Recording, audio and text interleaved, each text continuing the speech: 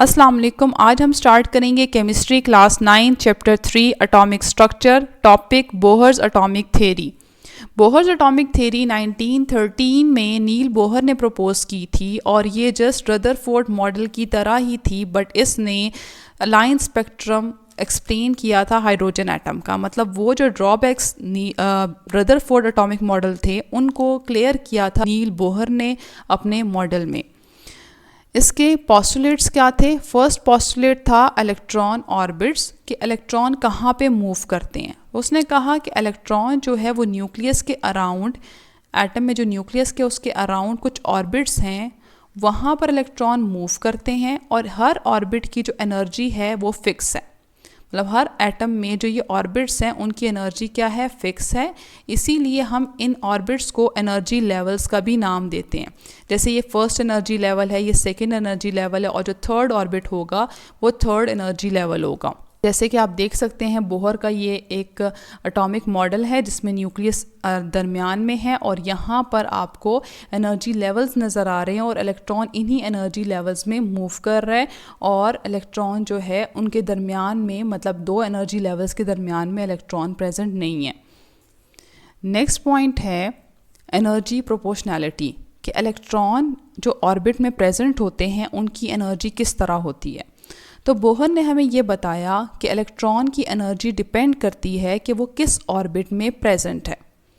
अगर इलेक्ट्रॉन उस ऑर्बिट में प्रेजेंट है जो न्यूक्लियस के करीब है तो उसकी एनर्जी सबसे लो होगी, और जितना दूर ऑर्बिट होगा, यानी कि इलेक्ट्रॉन जितने दूर वाले ऑर्बिट में प्रेजेंट होगा उसकी एनर्जी उसके अकॉर्डिंग इंक्रीज़ होती जाएगी। तो हम ये कह सकते हैं कि electrons that are farther from the nucleus have high energy. यहाँ पर आप नोट कर सकते हैं कि ये हमारे पास एनर्जी के लेवल्स हैं। जो फर्स्ट ऑर्बिट है जो न्यूक्लियस से करीब है उसको हम लेवल 1 कह रहे हैं, जो सेकंड है उसको हम level 2, level 3 and so on. मतलब जितना लेवल इंक्रीज़ होता है तो एनर्जी भी उसी तरह इलेक्ट्रॉन की इंक्रीज़ होती है। Third is quantization of angular momentum. Electron कहीं पे भी किसी ऑर्बिट में भी प्रेजेंट नहीं होते, इलेक्ट्रॉन स्पेसिफिकली उसी ऑर्बिट में प्रेजेंट होते हैं जिसमें उनका एंगुलर मोमेंटम की जो वैल्यू होती है वो इंटीग्रल मल्टीपल होती है h/2π के। इसका मतलब क्या है? इसका मतलब है कि इलेक्ट्रॉन अगर फॉर एग्जांपल शेल नंबर 1 में प्रेजेंट होंगे, तो अगर वो शेल नंबर 1 में इसीलिए प्रेजेंट होंगे क्योंकि उनकी जो एंगुलर मोमेंटम की वैल्यू है वो क्या होगी? वो होगी 1 × h/2π। अगर ये वैल्यू उनकी एंगुलर मोमेंटम की होगी तब जाके वो शेल नंबर 1 में प्रेजेंट होंगे। अगर किसी इलेक्ट्रॉन की जो एंगुलर मोमेंटम की वैल्यू है वो 2 × h/2π होगी तो इट मीन्स कि वो शेल नंबर 2 में प्रेजेंट होगा। तो इलेक्ट्रॉन जो है वो सिर्फ उसी ऑर्बिट में मूव करते हैं जिनमें उनकी वैल्यू n/2π के इक्वल होती है, where n is the shell number. मतलब अगर शेल नंबर 2 में है तो इसका मतलब उनकी ये वैल्यू होगी। अगर शेल नंबर 3 में है तो इनकी एंगुलर मोमेंटम की वैल्यू 3 × h/2π होगी, where h is Planck's constant और इसकी वैल्यू क्या होती है? 6.626 × 10⁻34 जूल सेकेंड। ये आपको याद करनी है। और पाई क्या होता है? ये भी कांस्टेंट है, 3.14। नेक्स्ट पॉइंट है लाइट एब्जॉर्प्शन एंड एमिशन। इसका मतलब ये है कि जब इलेक्ट्रॉन किसी भी ऑर्बिट में प्रेजेंट होता है, मतलब मूवमेंट नहीं करता, एक ही स्पेसिफिक ऑर्बिट में प्रेजेंट होता है, तो वो एनर्जी ना तो रेडिएट करता है, ना तो एनर्जी एब्जॉर्ब करता है, ना तो एनर्जी रिलीज़ करता है, ना तो एनर्जी एब्जॉर्ब करता है। लेकिन अगर कोई इलेक्ट्रॉन लोअर एनर्जी ऑर्बिट से हाई एनर्जी ऑर्बिट में जाएगा तो हाई ऑर्बिट में जाने के लिए उसको ज़्यादा एनर्जी की रिक्वायरमेंट होगी। इसीलिए हाई एनर्जी ऑर्बिट में जाने के लिए वो एनर्जी को क्या करेगा? एब्जॉर्ब करेगा।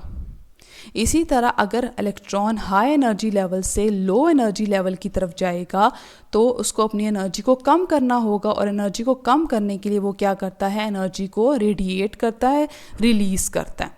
तो लोअर से हायर पे जाने के लिए वो एब्जॉर्ब करेगा क्योंकि हायर की एनर्जी ज़्यादा है, और हाई से लो पे जाने के लिए वो रिलीज़ करेगा क्योंकि नीचे वाले की एनर्जी कम है। आप नोट कर सकते हैं जब इलेक्ट्रॉन नीचे से ऊपर की तरफ मूव कर रहा है तो वो एनर्जी को क्या कर रहा है? वो एनर्जी को एब्जॉर्ब कर रहा है। ठीक है, देखिए लाइट को एब्जॉर्ब कर रहा है, और जब वो मूव कर रहा है from high to lower orbit, तो वो क्या कर रहा है, एनर्जी को रिलीज़ कर रहा है, क्योंकि लोअर ऑर्बिट की एनर्जी कम है, उसके अकॉर्डिंग अपने आप को रखने के लिए वो एनर्जी को क्या कर रहा है, रिलीज़ कर रहा है। यहाँ से भी आप नोट कर सकते हैं कि लोअर टू हायर पे क्या हो रहा है, एनर्जी एब्जॉर्ब हो रही है, और हाई टू लोअर पे एनर्जी रिलीज़ हो रही है। नेक्स्ट ये है कि एटम इलेक्ट्रॉन कितनी एनर्जी रिलीज़ करता है और कितनी एब्जॉर्ब करता है। ये डिपेंड करता है कि दोनों ऑर्बिट्स का एनर्जी गैप कितना है। फॉर एग्जांपल एक ऑर्बिट जो है, एक की एनर्जी जो है वो 100 है, 100 समथिंग है, और दूसरे की एनर्जी 200 है, तो फिर ये इस लेवल से दूसरे लेवल पे जाने के लिए कितनी एनर्जी एब्जॉर्ब करेगा, जो इन दोनों का डिफरेंस होगा, 200 माइनस 100 100। इट मीन्स के वो 100 किलो जॉल एनर्जी एब्जॉर्ब करेगा इस ऑर्बिट में मूव करने के लिए। ठीक है, इसका मतलब है इलेक्ट्रॉन उतनी एनर्जी एब्जॉर्ब करता है, रिलीज़ करता है, जितना उन दो ऑर्बिट्स का डिफरेंस होता है। अब नोट करें यहाँ पर कि जब इलेक्ट्रॉन जो है वो 5th ऑर्बिट से 2nd ऑर्बिट की तरफ आ रहा है, तो वो एनर्जी को रिलीज़ कर रहा है। देखिए जितना डिफरेंस ज़्यादा होगा, जितना गैप ज़्यादा होगा, एनर्जी रिलीज़ उतनी ज़्यादा होगी। यहाँ पर गैप सबसे ज़्यादा है, यहाँ पर गैप उससे कम है, और यहाँ पर गैप सबसे कम है। जितनी एनर्जी जो है वो कम रिलीज़ होती है या कम रेडिएट होती है, तो वेवलेंथ उतनी ज़्यादा होती है। एनर्जी और वेवलेंथ का इन्वर्स रिलेशन होता है। तो आप नोट करें, सबसे कम वेवलेंथ वाली लाइट यहाँ पर बन रही है क्योंकि इसकी एनर्जी सबसे ज़्यादा है, यहाँ पर उससे ज़्यादा, और सबसे ज़्यादा वेवलेंथ वाली लाइट यहाँ पर प्रोड्यूस हो रही है क्योंकि यहाँ पर जो एनर्जी गैप है वो सबसे कम है। इस तरह हमें एक स्पेक्ट्रम मिलता है। आप नोट करें कि यहाँ पर एक लाइट हमें मिल गई, इसको हम कहते हैं लाइन स्पेक्ट्रम। जब एक इलेक्ट्रॉन एक लेवल से दूसरी लेवल पे मूव करता है तो वो एनर्जी को रिलीज़ करता है, और ये एनर्जी रिलीज़ हमें शो होती है ग्राफ में इस तरह की लाइंस की फॉर्म में, जिसको हम लाइन स्पेक्ट्रम कहते हैं, और ये चीज़ बोहर ने एक्सप्लेन की थी। Next is defects of Bohr's atomic model.